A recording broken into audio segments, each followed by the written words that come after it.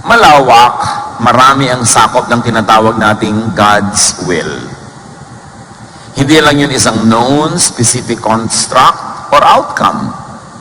Hindi lang isang tuldok ang kalooban ng Diyos. Kuminsan yung mga dugtong-dugtong na mga tuldok, mahabang linya, at kahit sa katumungtong doon, kalooban pa rin niya. Maraming unknown sa pananalig. Napakaliit ang ating alam, napakarami pa nating hindi batid. Isaiah 46, 9 to 10, I am God and there is no other. There is none like me. I say, my purpose will stand and I will do what I please.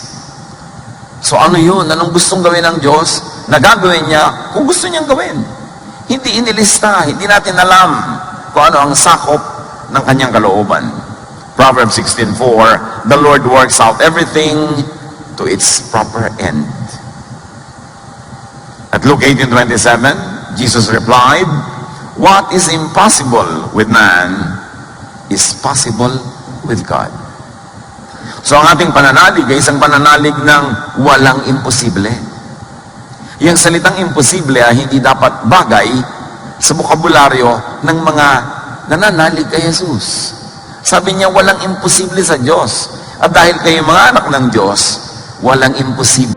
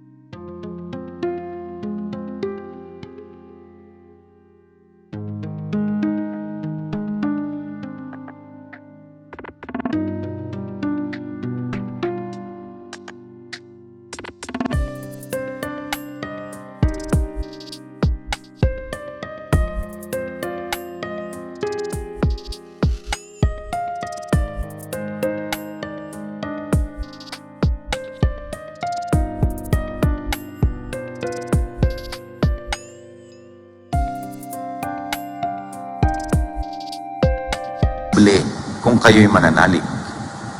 Anything and everything is possible in God's space, in heaven, or in heavenly realms. Doon sa mga kalangitan, sa papawirin, and even the short distance between our heart and the heartbeat of God, everything is possible. Believers can enter, tap into heavenly realms through faith, which is really thought, prayer, and heartfelt words. May isang hindi natin nakikita, mayroong isang invisible space, invisible heaven, invisible world, where God rules supreme, at tayo nakakapasok doon sa invisible world na yon, nabubuksan natin ang daan patungo doon sa pamamagitan ng pananalig. At ang pananalig ay walang iba kundi ang laman ng ating isip. Ang mga ating inuusal na dasal, sinasabi o hindi sinasabi, ang ating mga salita. Ito isang hiwaga na dapat maintindihan, na sa pamagitan ng ating mga salita, sa pamamagitan ng ating iniisip, which is really what faith is all about, nakakapasok tayo dun sa spasyo na yun ng Diyos, that sacred space of God, where everything is possible. 2 Corinthians 4:13, it is written, I believed, therefore I have spoken. Since we have that spirit, the same spirit of faith, we also believe and therefore speak. Merong direct correlation ang pananalig at pagsasalita. Ang pag-iisip, pananalig at pagsasalita. Na tuwing ikay nagsasalita, tuwing ikay may iniisip, tuwing ikay may pinananaligan, pumapasok ka sa sacred space ng Diyos where everything is possible. Everything can be arranged and rearranged. Hebrews 11:1, now faith is the confidence in what we hope for and the assurance about what we do not see. So we're talking about the unseen world. unseen powers, unseen possibilities. Pero pag ang nanalig ang isang tao, ang hindi niya nakikita ay daig pa ang nakikita. Faith is the assurance of things hoped for, the evidence of things not seen. Napakamakapangyarihan. Parang mula sa physical world, papasok ka sa spiritual world where everything can be reordered and rearranged, and your entry point is faith, is thought, is prayer, is word. Napakamakapangyarihan ng salita. At dyan napaka-careless ng maraming tao kung ano-ano pinagsasabi nila. Kaya tuloy ganun ang nangyayari sa buhay nila. Minumura nila yung anak nila, minumura nila yung asawa nila, minumura nila yung buhay nila. Kaya nagkakadamura-mura ang buong buhay nila. Kasi ang salita ay susi sa pagpasok sa invisible sacred space. Lalo't ang salitang ito ay taos-puso galing sa damdamin. Ito ang hindi batid ng marami na may makapangyarihang kakayahan ang salita, ang isip. And believers can tap into heavenly realms where everything is possible and turn potential, turn possibility into reality. Turn spirit into matter. And this is all with faith, which is really thought. Napaka-underdeveloped and napaka-underused ang kapangyarihang ito. Na makapasok ka doon sa isang hindi nakikitang sacred space where everything is possible and you enter through thought. Kaya marami mga tao pumapasok sa impyerno, hindi nila namamalayan through thought. Pag nag-isip kayo ng mga bagay na nakakatakot, nakakagalit, nakakamuhi, pumapasok kayo sa impyerno. Through thought. Tumataas ang inyong blood pressure, nagiinit ang inyong katawan, nasisira ang kalusugan sa isip pa lang. Subukan mo magselos. Mag-imagine ka na ang mahal mo sa buhay ay nasa piling ng iba. Iniisip mo lang yon, pero ang espiritu mo pumapasok na sa kabilang daigdig, sa daigdig ng pagdurusa, sa daigdig ng paghihirap. Pero subukan mong balik na rin. Na ang iniisip mo ay kagandahan, kabutihan, kabaitan. Iniisip mo ay mga magagandang tanawin.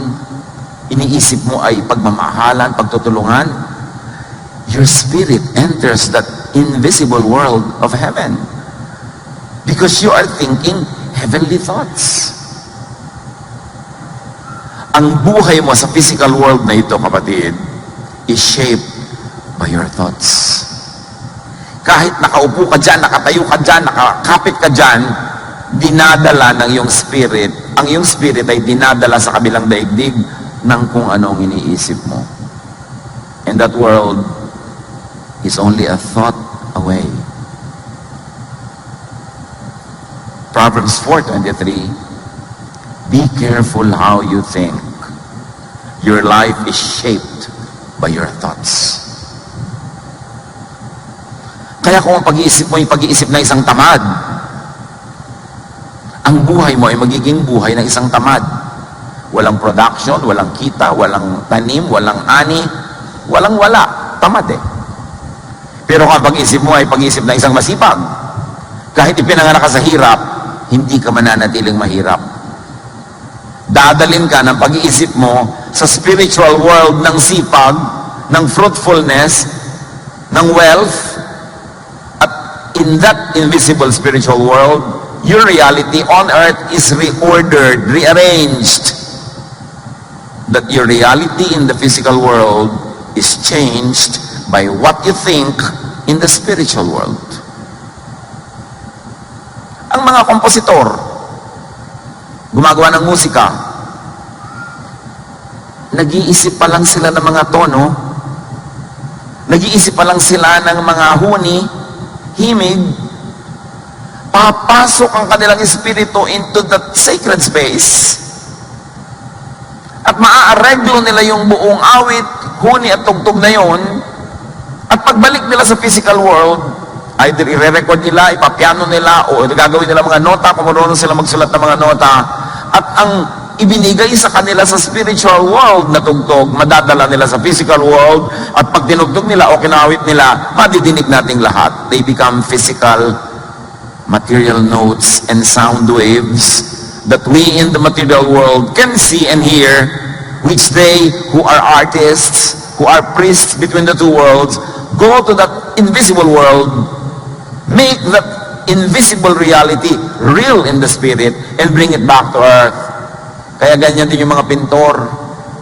Titingin sila sa isang canvas na walang laman, pero papasok sila into that spiritual world of inspiration.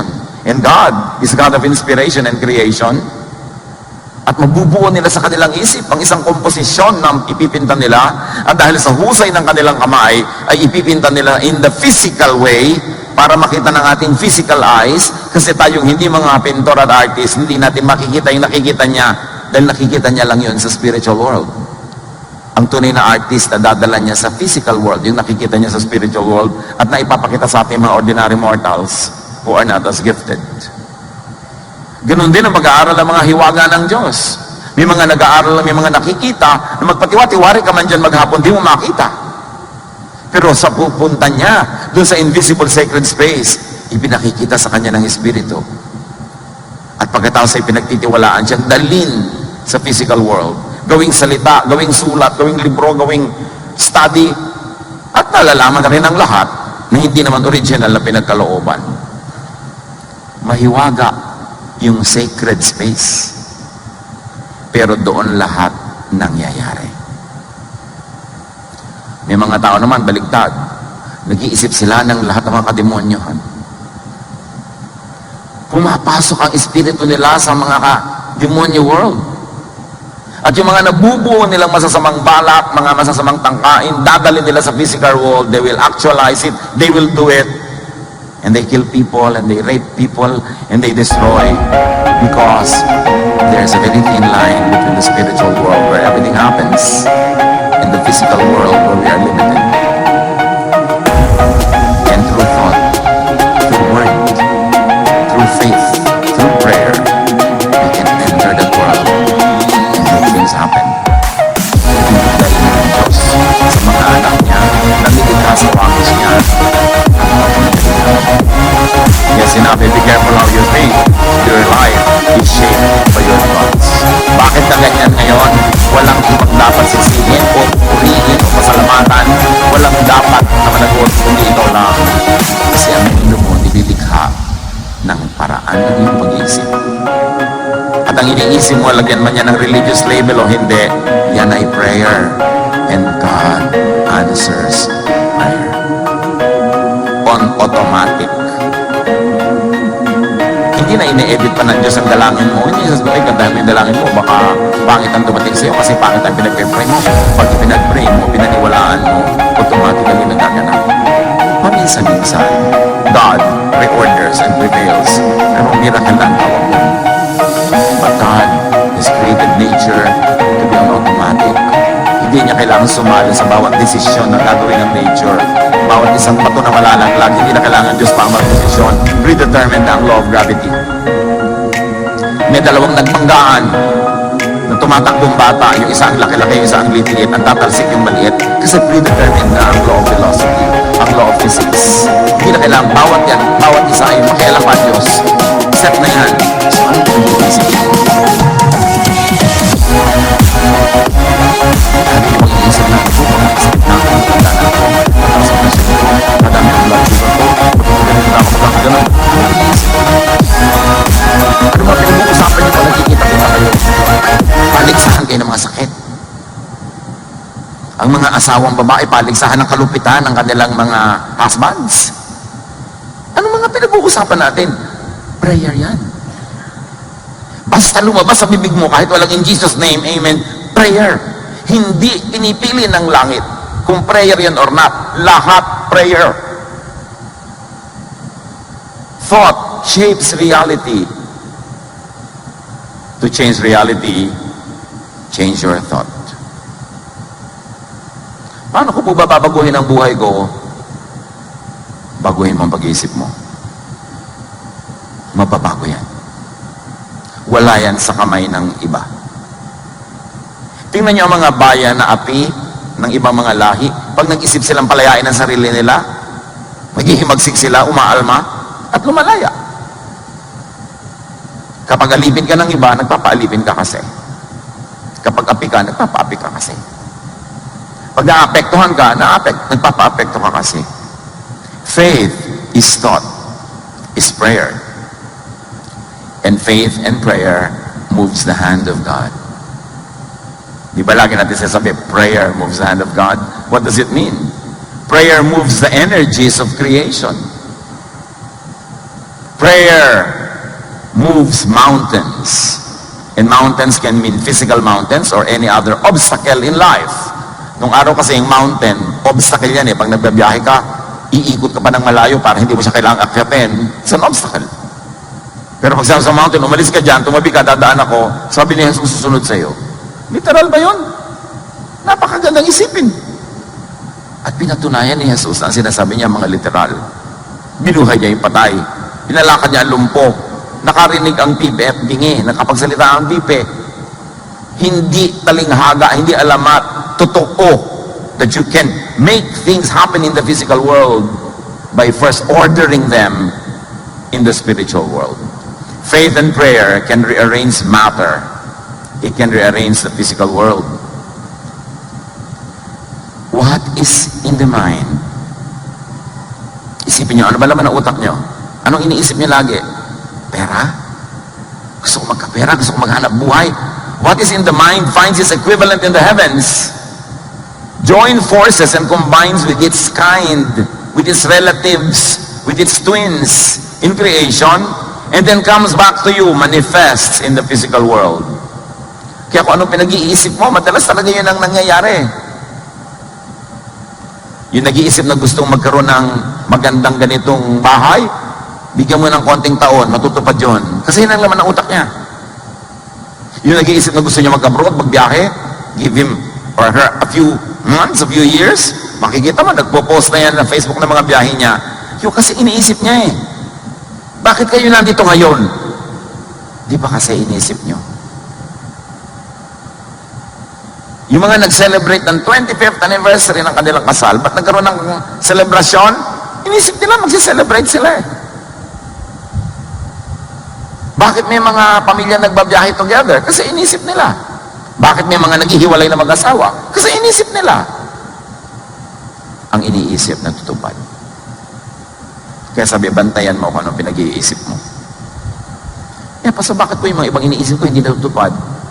Eh, baka naman wala sa isip mo yung iniisip mo. Baka guni-guni mo lang na iniisip mo. Akala mo lang. Katulad ng marami nagpe-pray. In Jesus' name, in Jesus' name, in Jesus' name. Pero yung pala, bukang bibig lang yun. Hindi galing sa puso. Tandaan nyo, yung tunay na nakakapagpagalaw, yung galing sa puso. Yung totoo. Yung taos. Matthew 21 to 22, Jesus replied, I tell you, if you have faith and do not doubt, not only can you do what has been done to the fig tree, na sinabihan niya, sana huwag ka na mamunga uli at naluoy, but also, you can say to this mountain, go throw yourself into the sea, and it will be done. Naghahanap kasi si Jesus ng bunga doon sa isang puno, walang kabunga-bunga, sabi niya, nawa, hindi ka na mamunga pa muli. Kinabukasan, sabi ni Pedro, yun pong puno na sinabihan nyo, luoy na. Sabi niya, huwag ka ma-impress dyan, puno lang yan. Kung ikaw na nanalig, kahit yung buntok na malaki nakikita mo, pwede mo ring utusan. Matthew 21:22, if you believe, which really says if you think, you will receive whatever you ask for in prayer. Eh bakit po pray ako ng pray, hindi mangyari? Eh hindi ka naniniwala. Gusto mo lang papaniwalain ang sarili mo kasi gusto mo yung outcome, gusto mo matanggap. Pero ang totoo, hindi ka naniniwala. Kaya hindi nangyayari. Kasi kung naniniwala ka, sabi ni Jesus, mangyayari. Ang pinakamalaking disiplina na dapat gawin ng isang mananampalataya, disiplinahin ang pag-iisip. Kung may tinitirhan ang Espiritu ng Diyos sa bahagi ng ating katawan, yun ay ang ating utak at ang ating puso. Binabantayan natin kung ano ating niloloob. Kasi ating niloloob ay lalabas, mangyayari sa labas. Prayer is not only your formal or formula words. Prayer is what you think, what you believe in, what you say, and do. Kaya pag sabi mo, itong anak ko na to, malayo mararating ito, may kinabukasan ito, prayer yon. Pero pag sabi mo, ito wala itong pag-asa, tingnan mo lang, walang mangyayari dito, prayer yon. Sumpa yon. Prayer is what is most intense, heartfelt, numerous, and consistent of your thoughts, of your words, and your body language. So pag sinurin ninyo, bilangin nyo, ilang beses yung sinabi ang ganitong salita sa isang araw. Ilang beses yung inisip ang ganitong isipin. Ilang beses kayong umarte sa inyong katawan na hindi ka naniniwala o umaasa ka. Body language. Prayer, lahat yan. Hindi kailangan nakaganito ka para ka mag-pray. Ang ginagawa mo, nagpe-pray ka. Halimbawa, nagbubungkal ka ng lupa, tinatanim mo, dinidiligan mo. Ang totoo, nagdarasal ka. Nagdarasal kang lumaki at mamunga o mamulaklak yung tanim mo. Pero may halaman, tuyong-tuyo, tinatamad ka magdilig. Dasal yung ginagawa mo. Nagdadasal kang mamatay yung halaman. Hindi kailangan maging salitang Jesus in Jesus' name para maging dasal. Yun ang pinakakadiin-diin ko mga kapatid. Kasi gano'n ang karaming dasal ang sinabi nyo in Jesus' name, hindi naman natupad. Hindi magic yung in Jesus' name. Kailangan yung taos-puso. At pag taos sa puso ang paniniwala kay Jesus, kahit di mo sabihin in Jesus' name, daig mo pang sinabi yun. Huwag daanin sa formal or formula words ang dasal. Kaya nga sabi ni Jesus, huwag niyo tularan niya mga pagan. They think they'll be heard for their many words. You are always praying. Nakikinig ka sa isang mensaheng ganito, you are praying na turuan ka ng Diyos, palaguin ang iyong pananalig. Pero nakaupo ka dyan, tapos yung kamay mo nasa loob ng bag, text ka ng text, ipinagpapray mo, nawa, huwag ko maintindihan lahat. Makita ko na why sinasabi dito sa text. Yun ang prayer mo. Yun ang mangyayari. Because what you do with your body is prayer. You can believe and think and pray into creation and recreation of matter. May kapangyarihan ng bawat nilalang ng Diyos. Joshua 10:12 to 14. Yung labanan, napakahalaga, kailangang manalo sila Joshua, pero gagabi na. Pag dumilim, maiiba ng equation. Bukas, hindi mo na alam kung mananalo na naman sila uli. Kung nakapagpahinga na yung kalaban, Joshua said to the Lord, O sun, stand still over Gibeon. O moon, over the valley of Ajalon. So the sun stood still, and the moon stopped. The sun stopped in the middle of the sky, and delayed going down about a full day. There has never been a day like it before or since. A day when the Lord listened to a man. The Lord suspended all the laws of the universe. At ang araw ay hindi lumubog. Ito ba alamat o totoo? Natural, totoo. Pero sa layo na nang nangyari, at dahil maging mga manhid na ang ating mga pananalig, ang tingin na lang natin dyan, noon lang araw lang yan, wala na yan ngayon. God is the same yesterday, today, and tomorrow. And what faith can procure from sacred space, from heaven, from God's power, is immeasurable. Prayer gets answered. Ang hindi lang nga natin batid, yun lang pala nagmumura na tayo, prayer na yun. Yun lang palang iniinom mo yung gamot, basta hindi naman daw tatalab sa akin, ang prayer mo, huwag kang tatalab. Sinasabi mo iniisip mo. Kaya may mga pasyente, tinest yung isang grupo, pinainom ng tunay na gamot, at yung isang man, pinainom ng gamutan lang, pero hindi gamot. Yung mga pinainom ng gamot-gamutan, nagalingan din, nananalig sila kasi nagamot yun. Yun ang tinatawag nilang placebo effect. Their faith turned the placebo material into medicine. You see, even now, science tells you that. Medicine tells you that. Pag nananalig ka sa doktor, gumagaling ka. Pero nung nakita mo yung doktor, sabi mo, mukhang kalansay ang doktor, anak. Paano ka nga gagaling? Ang tingin mo pala sa kanya, si kamatayan. Doon tayo walang kadisiplina. Yung iisipin mo, yung gusto mo mangyari. Matthew 21:22, if you believe, you will receive whatever you ask for in prayer. And of course, we're expanding the meaning of prayer as everything that crosses your mind and comes out of your lips. That is prayer. Kaya ang bayan natin, dapat natin laging i-bless, hindi yung pagbibukabib mo, ay only in the Philippines. Kaya mga Pilipino, pintas ka ng pintas. Prayer yun eh. Dapat nating palitan.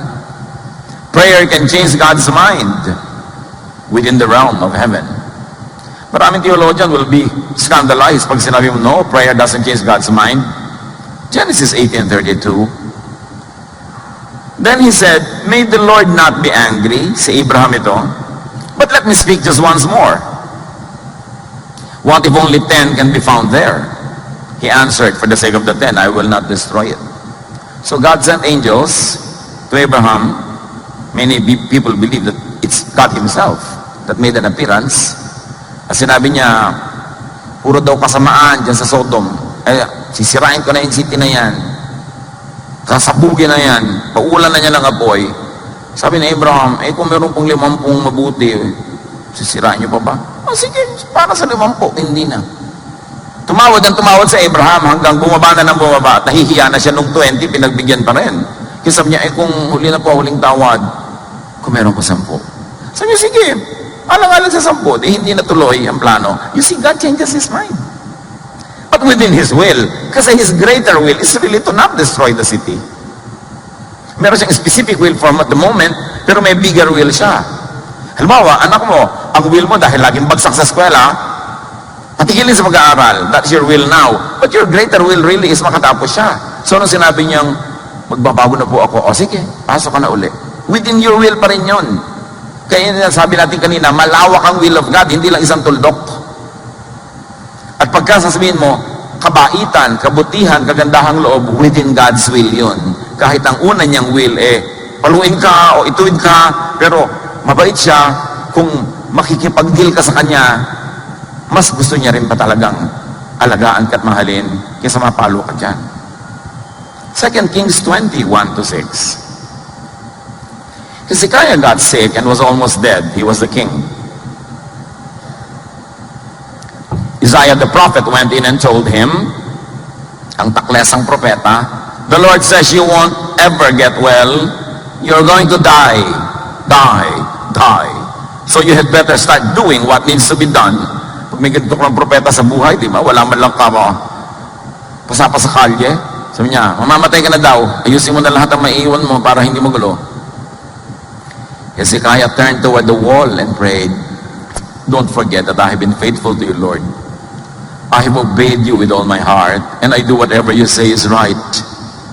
After this, he cried bitterly. Ayaw pa talaga mamatay. So, si Isaiah naman, nasabi na niya yung message niya, papalis na siya ng palasyo. Kung nandun na siya sa bulwagan, dinadaanan niya. Before Isaiah got to the middle court of the palace, the Lord sent him back to Hezekiah with this message. Hezekiah, I have heard you pray, and I saw you cry. I will heal you, so that 3 days from now you will be able to worship in my temple. I will let you live 15 years more. God changed His mind. Dahil may nagdasal. God's plan pa rin yun. Kasi talaga namang gusto ng Diyos, maayos at pagbigyan ng mga tao. So, hindi naman niya ikapapahamak na pagbigyan ka. So, why not try? Yung mga hihingi lang sa Diyos, Diyos ko, bigyan niyo po kami ng ganito. Damihan mo na. Ano naman ang malay mo? Ibigay. God's will pa rin. Because what we know about God is very good and very kind and very generous. Now, even Jesus adjusts His so-called time in answer to Mary's prayer about the wine. May isang handaan, naubos ang alak, nakita ni Mary, kamag-anak siguro nila yung lalaki nung kasalan na yon, responsible sila na ituloy ang handaan, lumapit si Mary kay Jesus. Obviously asking for something great to be done. Sabi niya, wala nang alak, anak. John 2:4-5 and 7-9. Dear woman, sabi ni Jesus kay Mary, why do you involve me? My time has not yet come. Akala niyo ba, nakinig si Mary sa sabi ni Jesus that my time has not yet come? Not to be daunted and discouraged, tinawag niya matulong. His mother said to the servants, do whatever he tells you. May gagawin yan. Kung anong iutos sa inyo, no matter how absurd, do it. Jesus said to the servants, fill the jars with water. So they filled them to the brim. Hindi naman dapat lagyan yun ng tubig kasi ginagamit yun sa isang ceremonial washing. And they were not gathered that day for a ceremony. They were gathered for a celebration. So absurd yung request. Pero sabi na ni Mary, inunahan na niya ipagawa sa inyo, gawin nyo. Then he told them, now draw some out and take it to the master of the banquet. They did so. And the master of the banquet tasted the water that had been turned into wine. Ano sinasabi ni Jesus na the hour has not yet come? Sabi ni Mary, gawin niya ang iutos sa inyo. Jesus' time pa rin yun. Because the time of Jesus is a time to be good. And so the meaning of his time was extended. The request of Mary was accommodated. You and I can request for other people. We can intercede for people. Hindi lang si Mary. Huwag laging, Mary, pray for us. Mag-pray ka para sa sarili mo. Huwag mo siya papagurin. Diba?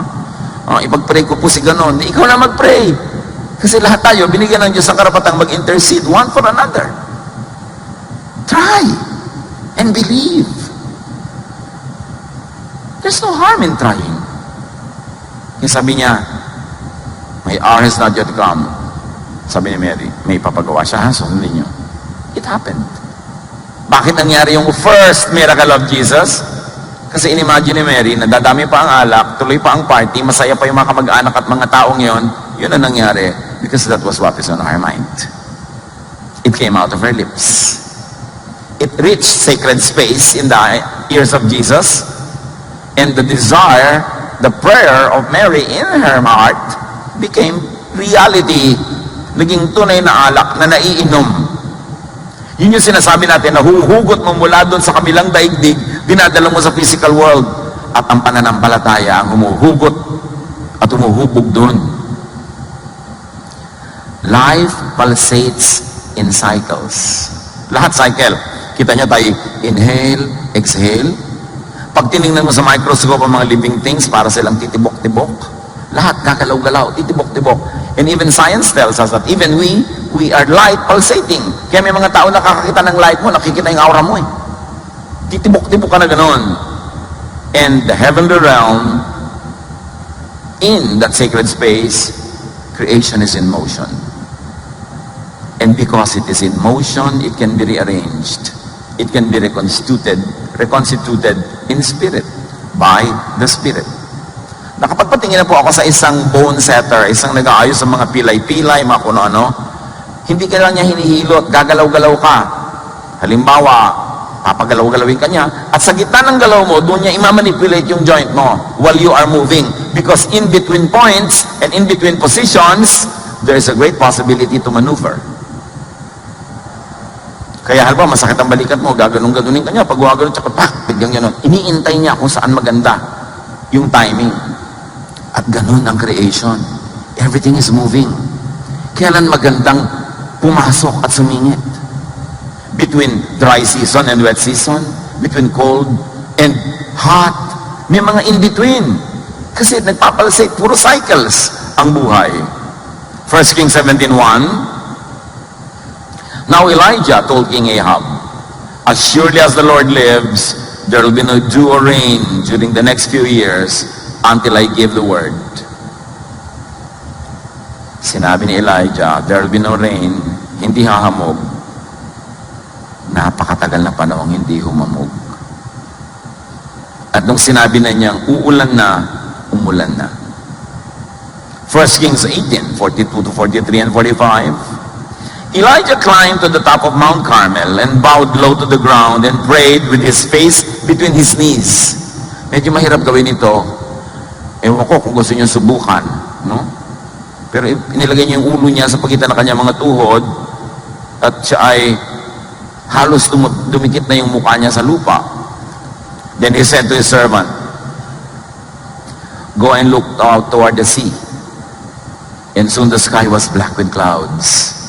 A heavy wind brought a terrific rainstorm.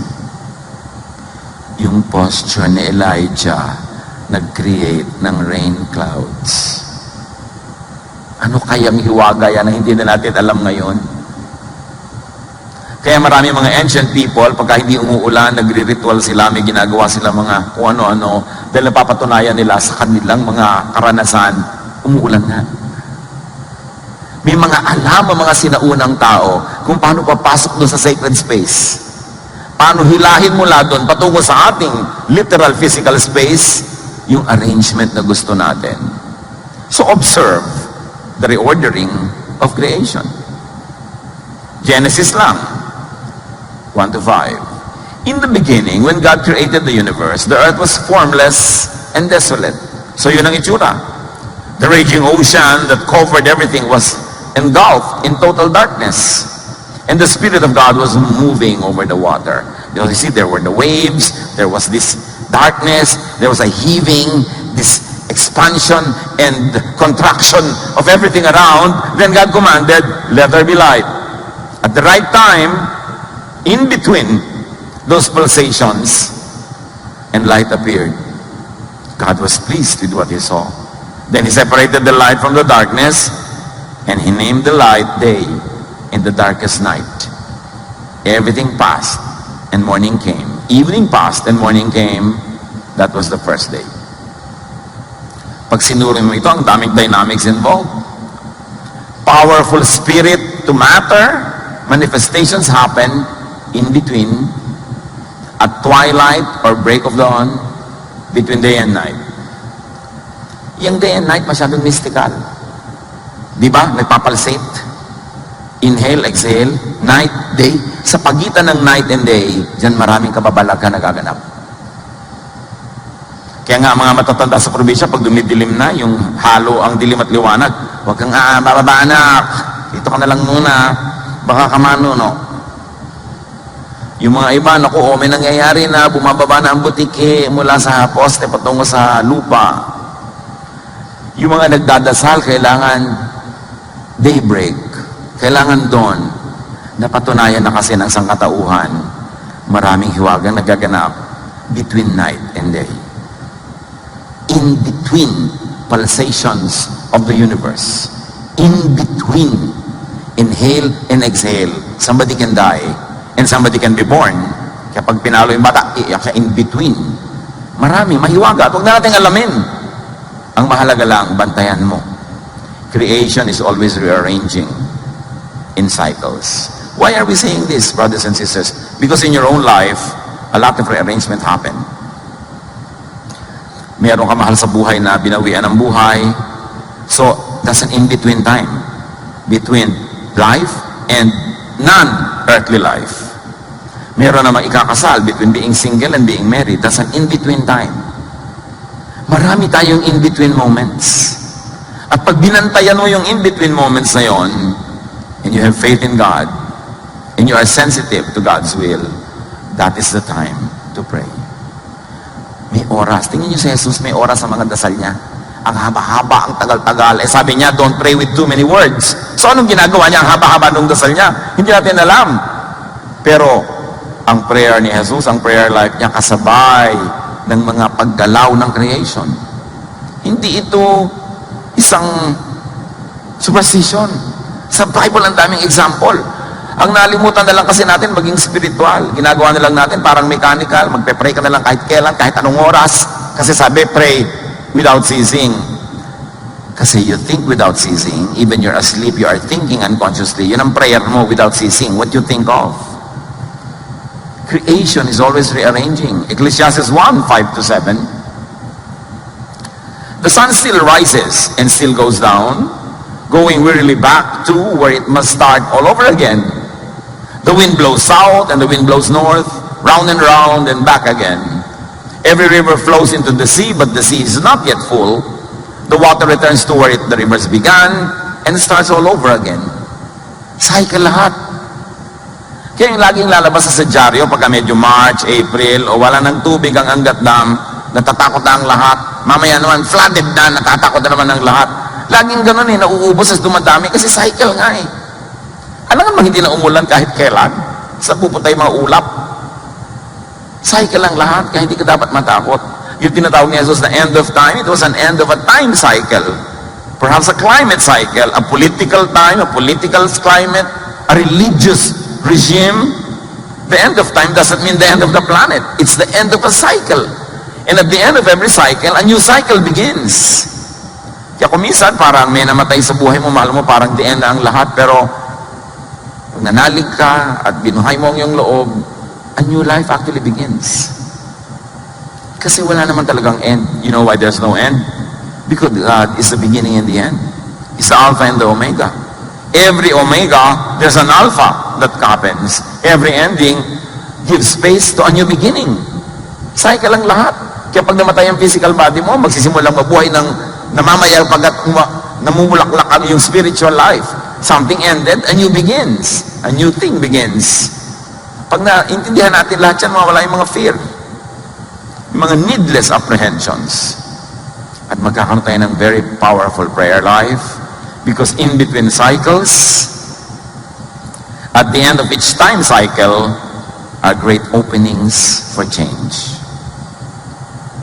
Kaya yung mga cycle na halimbawa, bata naging binatilyo, one cycle ended, another begins. Pag tama ang pasok mo sa pagkabinatilyo mo, ang ayos ng pagbibinata mo. Pag mali ang pasok mo, ang gulo-gulo ng iyong pagbibinata. Pagpapasok ka sa isang married life, na ang tama ang pasok mo, ang ayos-ayos ang iyong married life. At pag ang gulo-gulo, maghintay ka ng bagong cycle. Diba, nagkaroon kayo ng anak. Wow, another cycle begins. It's time for change. Bigla kayo nagkapera, yumama kayo, another cycle can begin. Dapat maganda ang pag-handle mo niyan para maganda ang maganap. Laging may pagbabago. May chance na magbago. These movements in creation presents potentials of and opening for reordering the order, for rearrangements, for recreation. There, God creates, we recreate. We rearrange. So watch for seasons. Watch for end of seasons. Kita nyo, mga end of season sale lang nga, di ba? Magkakaroon ng sale kasi tapos ang Pasko. So may bago na namang cycle magbibigin. Doon maganda mamili. In between. Hindi yung lahat namimili, ang sikip-sikip, pila-pila, ang mahal-mahal. Pasko kasi, December 26, 50% lahat. A new cycle begins. Kung matalino ka, dapat nakikita mo na yung cycle na yon. Huwag kang bibili ng mga before Christmas, ang mahal lahat, at tagal pa magbayad, pila. December 26, sale. Tapos yung matitira pa, January 6, super sale. Tataas uli yan kasi magpe-February 14 na. Di ba? A new cycle will begin. A new cycle of shopping. Kaya kailangan nandun ka sa gitna, marunong kang tumempo. Siyempre, pagkatapos na naman ng Valentine's Day, kung ano-ano ini-invento ng mga restaurant at mga tindahan para magkaroon ng bentahan. Mother's Day, Father's Day, Grandmother's Day, Cousin's Day, di ba? Mga classmate day, high school day. Para another cycle of shopping and eating happens. Kung minsan namamanipulate tayo ng mga ganyan seasons, mga man-made seasons. So, watch out for seasons. Kahit kayo mag-asawa, kung minsan nagkakatabangan na kayo para lumalayo loob nyo sa isa't isa, hintayin ninyo na may mag-end. Huwag namang end ng buhay niya. Yung may mag-end na isang season, halimbawa, end ng inyong paghihirap, end ng inyong kawalan ng pera, o end ng sakit ng isa, then may magbabagong cycle. It's a time to seize the moment and introduce wonderful changes brought about by your prayer, by your faith, by your informed knowledge of God. Ecclesiastes 3:1-8. Everything on earth has its own time and its own season. There's a time for birth and death. Huwag kang magtakang may namatay. Pastor, bakit po namatay siya? Eh, pinanganak siya eh. Natural mamamatay siya. Bakit po ngayon? Kailan kahapon? Kailan? Bukas? Ganun din yun. Kahit next year, ayaw mo pa rin. Tanggapin. Kapahagi yun ang buhay. There's time for birth and death, for planting and reaping, for killing and healing, destroying and building, For crying and laughing, for weeping and dancing. Dapat lang kung ano yung time, yun sumakay ka doon. Huwag mo kontrahin. There's a time for throwing stones and gathering stones, for embracing and parting. Yung mga magnobyo, sana naman huwag naman kayo sa escalator mag-embracing sa ibang lugar, no? Dahil yung iba talaga para mauubusan ng nobyo kung makasampay, escalator naman. Konti namang, kunwari, conservative ka. Di ba? Kasi nakaka-disturb na sa ibang tao yan. There's a time for embracing, there's a time for parting. There's a time for finding and losing. Alam nyo, in everyday life, something is lost, something is gained. May nawala. O ganon, sabi mo ganon. Ecclesiastes 3:6, there's a time for losing. Huwag ka na magmukmok, nawala na, hinanap mo, hindi mo na nakita. End of it, move on. Kasi another cycle will begin in a lifetime. Cycles lahat. Huwag ka makipagtunggali sa mga nakatakda. Sakay ka lang. Do the best out of whatever is happening in your life right now. And there's really no end. The end is only a pause for yet another beginning. The end of a dream is not the end of the world. The end of a career is not the end of your life.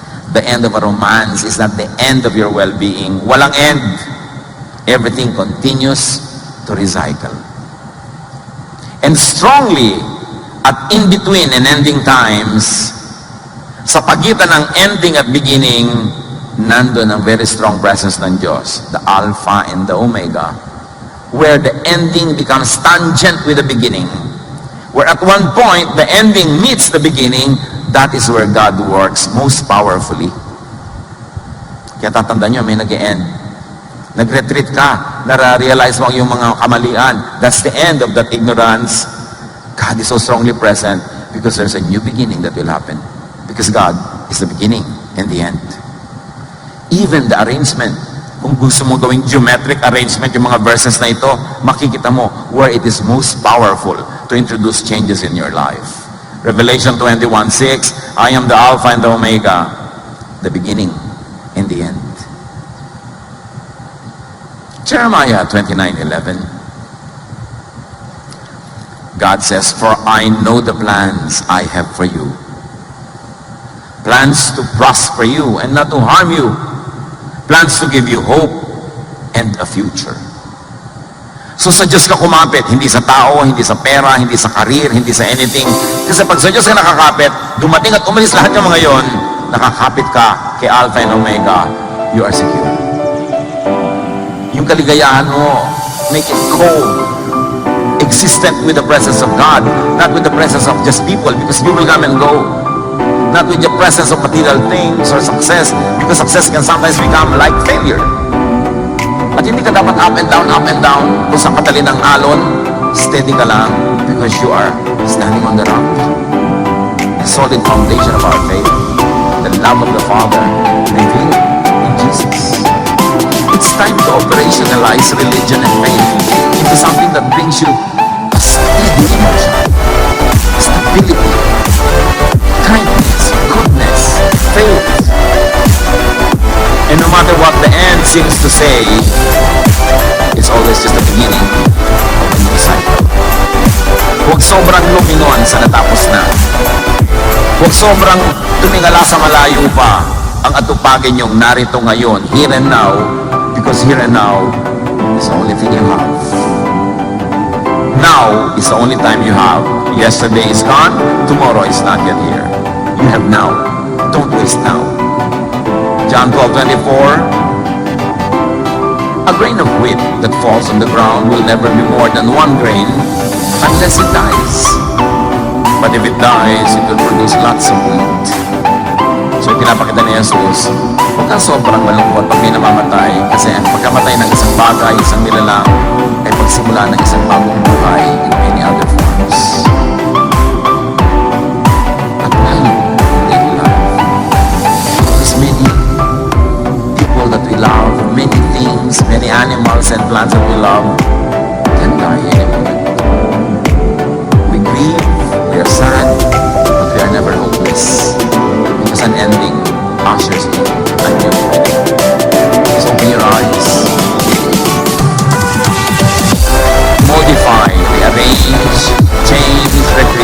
reality, your physical world with faith. Kahit sa health, mga sakit, mga disabilities, manalig sa ibig mangyari at manalig para mangyari. Remember, faith is prayer and prayer gets answered. Change the reality with thought. Isipin ang ibig mangyari. Huwag niyong isipin yung ayaw niyo mangyari. Bakit niyo papatagalin sa loob ng inyong isip, sa inyong guni-guni ang ayaw niyo? Yun ang nagiging prayer niyo. Huwag mong iniisip na, naku, ang asawa ko mamamatay, maghihirap ako, ganito. Yun ang laman ng utak mo, palitan mo yun. Isipin mo ang ibig mong mangyari, hindi yung ayaw mo mangyari. At isipin para mangyari. Because by now, we have already established beyond doubt na pag iniisip mo nangyayari. Proverbs 23:7, for as he thinks in his heart, so is he. Romans 12:2, do not conform to the pattern of this world, but be transformed by the renewing of your mind. Huwag kang makiayon sa takbo ng nangyayari kahit kanino na lang. Baguhin mo ang nangyayari. Baguhin mo ang iniisip mo. Change your world by changing your thought. May mga bata na lumaki sa hirap na hirap sila, masikip ang bahay nila, wala sila makain. Sinasabi ng batang ito, ayokong lumaki ng ganito. At yung mga may ganong iniisip, yun yung nagsisikap, yun yung may ginagawa, and give them 10-20 years, iba na ang buhay nila kaysa sa mga magulang nila. Kasi hindi nila tinanggap ang buhay bilang ganon lang, naiiba. Pero yung mga, ganyan lang talaga yan, wala tayong magagawa, talagang kakamatayan din niya yun. Kasi sa isip pa lang niya, wala na siyang gagawin eh. Ganito na ako eh. Wala na akong magagawa tungkol sa sarili ko. Paano may mangyayari sa kanya? Siya na mismo ang nagdikta doon sa sacred space na panatilihin siyang ganun. Change yourself by changing your thoughts and words about yourself. Kaya nga lagi ko rin pinapaalalahanan yung mga prayer leader, mga sa church, kahit sa church, na yes, nagkakasala tayo, yes, nililinis tayo ng Diyos, but we must focus on the finished work of Jesus. That by His wounds, we have already been healed. By His blood, we have already been cleansed. Because of His sacrifice, we have already been made holy by the Father. Tapos tinagdadasal ko, Diyos ko, ang dumi-dumi ko po, di po ako karapat-dapat magdasal. Eh, ba't nagdadasal ka pa? Di ka pala karapat-dapat dyan. Di ba? Wala po ako, marumi po ako, isa po ako, ganito. Nung araw yun, bago si Jesus namatay para sa'yo, binabaliwala mo naman ang kamatayan ni Jesus. Ang paglilinis sa'yo, wala naman ang utak mo, kundi nagkasala ka, marumi ka, kulang ka. Well, it is happening in your reality, only in your earthly reality. In sacred space, in heaven, it is not happening because Jesus already made you clean. God looks at you as a holy person because you were cleansed by the blood of Jesus. So when you stand to pray, thank God, thank you Lord that I have been cleansed. Hindi na yung dumi-dumi ko po, alam ko na yan. Diba? Hindi mo naman po ako karapat-dapat magdasal. Eh, ba't nagdadasal ka pa? Tama na ang drama-drama. Dapat mabuhay na tayo sa mood of thinking that we have been blessed, we have been cleansed, we have been saved. At ipamuhay yun sa salita, sa isip, sa gawa. Hindi puro laging inuusig mo ang iyong kapwa sa kasalanan niya na parang hindi namatay si Jesus para sa kanya. Laging yung dumi niya ang pinag-uusapan natin na parang hindi siya hinugasan ng dugo ni Kristo. So, kung ang lagi mong sinasabi, ang lagi mong iniisip ay marumi ka, nagiging marumi ka nga. At laging yun ang iniisip mo tungkol sa iyong kapwa, at least sa iyong mundo, madumi siya. So, iiwasan mo, magagalit ka sa kanya, babatuhin mo siya. Anong bunga nun? Puro unjesusness. Kaya sa isip pa lang, dinidisiplina na natin. You are already a forgiven people, a royal priesthood, a sacred nation before God. Take your destiny, take that gift, and live in it. Enjoy it. Don't make it as a license to be bad and to continuously to do wrong, but when you have to choose what to think of, kung marumi ka o malinis, isipin mong nilinis ka ni Jesus. Na insulto naman siya na matapos kanyang hugasan yung puro dumi mo pa rin ang topic. Kaya nga sinabi niya, if we commit sin, He's faithful and we can be forgiven. And you can, if you want, confess again. Pero hindi yun ang dapat ang center ng buong ginagawa.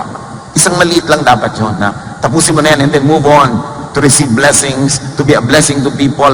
Do not be obsessed with sin. Meron pa, pastor, mag-preach naman po kayo sa sin. Marami pong sinner dito. Mag-preach po kayo sa sin. Of course, kaya nga namatay si Jesus eh. The rising of Jesus from the dead is the greatest preaching against sin that has already been paid for. It is not a license to do wrong, but it is a joy to always remember and to live by and to live with. That is what it means to be a Jesus believer. Romans 8:5-6. Those who live according to the flesh have their mind set on what the flesh desires.